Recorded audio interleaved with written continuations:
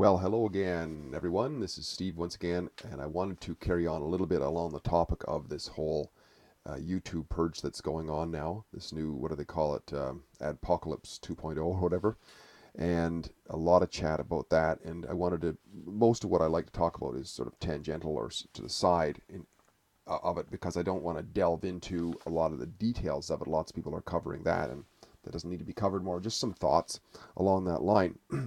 And I was talking about how trends get in place, and there's a flow, there's a strength to that trend, and of course the march of socialism has been going on. One could argue since the French Revolution, and it hasn't let up in any way. I don't think it ever does completely let up. The force of that is always there. It's the question of which one is winning out, right?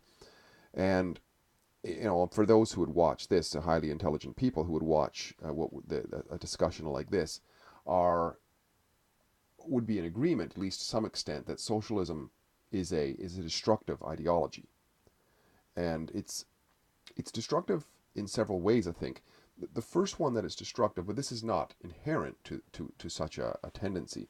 It is a fantasy for sure. For sure, it's a fantasy, which once again, fantasies don't have to be destructive, but in this particular one, it is because socialism believes in a collective, and a collective does not exist. Of course, it is a contrived idea. It is a contrived idea, like a god is a contrived idea. It is a particular form of, right? Because it says that the collective has higher value than the individual, which is completely illogical and anti-logical, because in order to have any kind of a group, you got to have the individuals. So to supersede that is to create that. And they pretend that they can talk to the collective, and the collective has a voice and all this stuff. It's all completely nonsense. But within that nonsense, you can alter the rules of reality. You can turn evil into virtue, for example. So whereas individuals shouldn't steal from each other, because now we're talking about a collective, the collective can steal from the individual because it's a fantasy, right? When you create a fantasy, within that fantasy you can make up your own rules. And thus what we have is the ideology of socialism in its essence, basically, as we modern socialism as we see it. Now, um, whereas freedom, on the other hand, freedom relies on the sort of responsibility of the individual. It's very down to earth. So it would say, and even the socialists, when you can break them out of it in a one-on-one discussion, they would say, okay, that your toothbrush, nobody else has the right to take that from you and use it, do they? And of course, they get that. They get that on the individual level because they've been brought down into reality, and reality is us interacting with the world. And we either own our body or we own the things that we create and so on here and now. But we create this fantasy, socialists create this fantasy of the whole or the common good or whatever. Nobody can see it, nobody can talk to it, nobody can anything. But it exists there. It's like it's a new religion. It's a form of religion, but a destructive religion, right? At least other forms of fantasy, say like Christianity or whatever, that create a God, a Jesus Christ and so on, who's like an ideal archetype of man, who is virtuous, who says, you should be kind to people, you shouldn't steal, you shouldn't rape other people, or whatever it is. That is creating a foundational like a constitution by which we live, right? Whereas socialists, it's this blob, this collective, and but for some reason there's certain people within there who are like the priestly class who get to change the rules all the time, right? And there is no real constitution in there, except that maybe that the somehow this collective is higher than everybody else. But even that doesn't hold up in their world, because you got to have some individual like a Stalin or whatever to oversee it. So you still have to have a little bit of reality within the unreality. It's just complete. It's complete chaos. So that's why people don't understand, I think, a lot of times, why it is that YouTube would be purging these people and not these people for the same activities. It's because, like my sister, who's a very religious person, one time she once said to me, she said, if you try to make sense out of evil, it'll drive you crazy, because there is that what evil is. It is by nature. It is anti-logical. It is irrational. It is nonsensical, right from the get-go. So to try to make sense of it, I mean, other than it doesn't make any sense, that's probably not making sense of it. It's a sort of what are these, like, what, a fool's bargain or whatever. It doesn't, it never adds up because it's anti-rational. Now, I listened to an interesting podcast yesterday by Timcast, who I really shout out to Timcast, by the way. He produces some really great stuff, and I like the way he says that he's basically not a conservative, not a liberal, and so on. And I put myself in that camp too. I would, if I've anything, I would call myself like more like a classical liberal or whatever. I just believe in freedom. I think it's a great idea, you know. And that's such a heresy these days, of course, but I don't care. Let the heresies fly. Now the video, I'll put a link in the description down below to give credit where credit is due. He talked about, I think the name of the YouTube video was YouTube's latest purge, maybe a tipping point. And I would say that that might be too. Here's a little bit of a tidbit, or a little bit of a small example. But this, of course, is not any kind of a trend. It's just what are they? It's an anecdote of what's happened to me. Oh, so I've been on YouTube for close to 10 years, 9 years now. I put my first video I think I posted on this channel. You're watching it on YouTube, that is. If you're watching it on BitChute, I just recently got onto BitChute. But if you're watching it on YouTube, I first got on there in 2010, and I've got close to 1,000 videos and very, very few views. But that's mostly my fault, of course, because my stuff is not very engaging. I don't do lots of jump cuts and put bling bling and so on in, and therefore, you know, and I don't create a lot of engaging content for sure. Now, however, my views on YouTube have been going down. I would say, like the video I put up yesterday to do with the purge of YouTube, it got, between yesterday and today, it got a total of 7 views. 7 views, and in the last couple days I've lost 3 subscribers. I was at 306, I think. I'm down at 305. I'm down at 302 right now. In that same time period, because when I post up to YouTube, I got it set so that it automatically then backs up on BitChute. And in that same period, my BitChute video got like about 111 views, right? Well north of, what is that, 15 times or 12 times or whatever, more than my YouTube channel. And in that same period, I gained 7 subscribers. 7 subscribers on BitChute, lost 3 in the last couple days on YouTube. So talking about momentum and a tipping point. See, so the tipping point that Tim is talking about here, it may be a tipping point in terms of people starting to really migrate. I mean, the first adpocalypse, I don't think there was really a BitChute, and Vimeo and those things were never really an alternative, because they're just as apt to purge people as YouTube was. Even faster. I think that, as far as I know, that InfoWars was banned off of Vimeo or whatever faster than YouTube, even though they had basically nothing up there. So, but basically, you know, there's all of these organizations that have been infiltrated by socialists, and they're really, really afraid of people who are capable of making change, people who are smarter than them. And I'm going to go into a little bit of a thing here, which is going to be controversial for some people, but I really don't care at this point anymore. When I see what's happening on YouTube, I'm really, you know, talk about black pilling or red pilling or whatever it is. If you guys at YouTube think this is going to help your cause of getting rid of all these really, really bad white guys or whatever, you are absolutely kidding yourself. Like, you know, you're going to embolden them. I mean, some of them you're going to get rid of. Sure, the weak ones you're going to get rid of.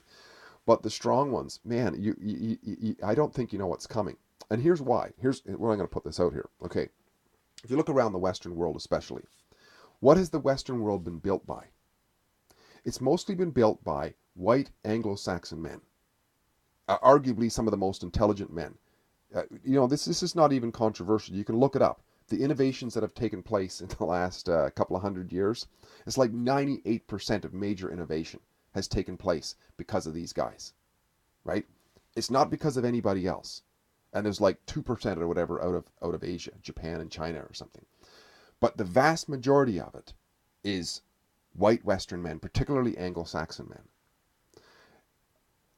These guys, very, very nice guys. Yes, they're labeled as, you know, racists and all this sort of stuff because they're being labeled by these crazy people, these socialists, who are evil, and of course they don't make any sense. It's do whatever it takes is what their strategy is to try to um, you know, get people out of their way because they can't compete with highly intelligent men.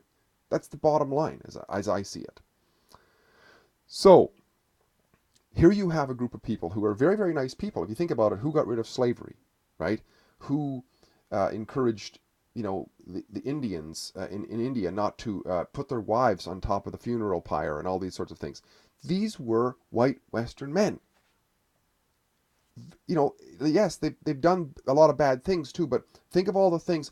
Go walk down into your city where you live or whatever, and just look around and ask who were most of the people who built this, right? Who built the bridges? Who built the high rises? Who built the highways? Who innovated this? Who built the internet? Who built the cell phones and who innovated them?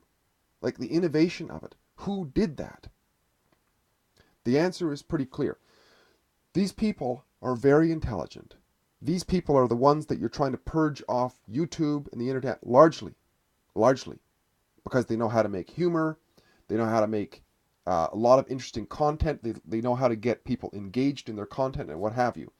And you realize you can't compete with them because they're the most competitive people in the world, so therefore you're going to try to stomp them out of existence. Well, you know what? You're poking a bear.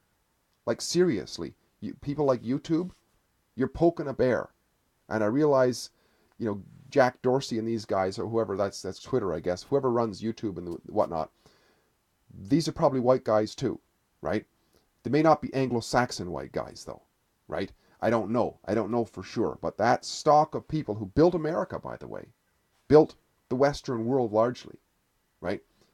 These people, they're very nice people, by and large, until they're not. That's the thing you got to understand. Or you're not going to understand. You're not going to understand until they really plow you under. If you want, it's like a self-fulfilling prophecy. You keep saying these people are evil, bad, and you keep pushing them into a corner. They're not going away. They're going to migrate over to places like BitChute.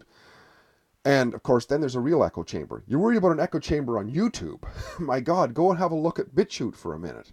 You want to talk about an echo chamber of guys. It's like a concentration of guys. It's like a concentration camp of guys who've been kicked off of YouTube are heading over there, and they're allowed to speak. And it'll be a pressure cooker of ideas, right, on how to take back freedom. And of course, freedom has been hewn out of the wilderness of human chaos and evil by largely white Western men. That's the Freedom Club, right? So, I guess the bottom line is you're poking the bear big time, you people over at YouTube and stuff like that, and this might harm your bottom line. I know you're doing it. I get it. You're doing this in order to have more profit and so on. But you're kicking off the people who could give you the most profit in the long run, as far as I'm concerned, because they're the guys who innovate everything. They're the ones who create the humor, create the music. I mean, look at all the movements. Look at all the great music that's come out of, whatever phase it happens to be. It's these guys, these energetic guys who are largely kicked off of other platforms. I was reading about the Rolling Stones not long ago. The guys who started the Rolling Stones, guys like Keith Richards and stuff, these were guys who were kicked out of the regular schools, and they were put into these sort of reform schools. And there was this one school in England, which the way they did it was they just let them play music. So all these guys like Richards and Mick Jagger and stuff have been kicked out of the local schools. They ended up there. They just ended by playing guitar, and they're brilliant men. And it was the British invasion, right? And go back, to the classical music, the Mozarts and all that sort of stuff. This is where, and everybody around the world notices this stuff as the greatest music, whatever it is. So just be aware of that. It's something to think about, anyways.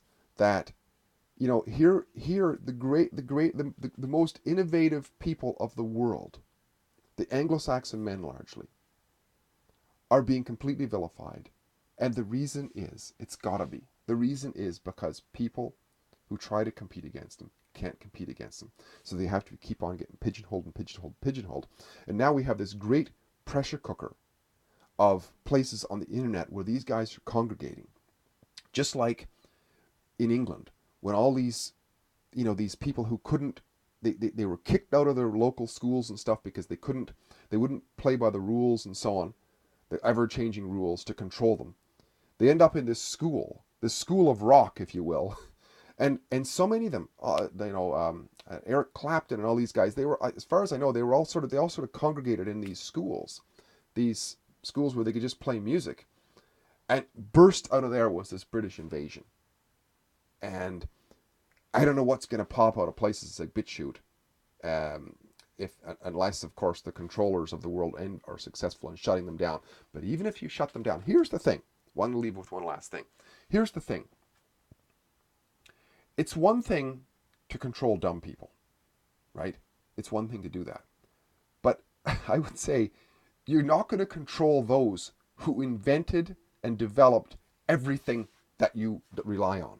It ain't going to happen as a general, like, if you think about it, the innovation of automobiles and your roads and your buildings and your internet and your cell phones and all the people who innovate all that stuff and largely keep it alive. You're going to try to isolate them from society? No way. They'll just invent a new internet or something. And it'll be a parallel system, and it'll be a system that runs on freedom eventually. Because that's where these guys are going. Intelligent, anglo-saxion men, that's where modern freedom came from, right? The Declaration of Independence in the United States is probably the greatest document in human emancipation that was ever written. Who was it written by? I'm not going to bother answering that, but you know who it was written by. And these are the guys who the left is trying to vilify right now. And I would make a prediction here, it ain't going to work, because you're messing with some really nice guys who may not be nice for very much longer, but you're messing with the most intelligent people in the world, I would say, who can get stuff done. And it's not just my opinion. It's based on, just look around at what's built in the world and ask yourself, who innovated it and who largely built it? And you're messing with those guys. I don't think it's going to work in the long run. So, just a thought, and something we can get from that is, you know what? It's okay to have an be open-minded and realize who has what strengths, right? What strengths do we have? And it's okay to acknowledge the strengths of the Anglo-Saxon men in particular who built the Western world, and acknowledge the benefits we got from that. Huge, absolutely huge. Steve here, getting great chatting. If you like what I'm doing, please like, subscribe, and share. Comment in the box below. Talk to you again soon. Bye for now.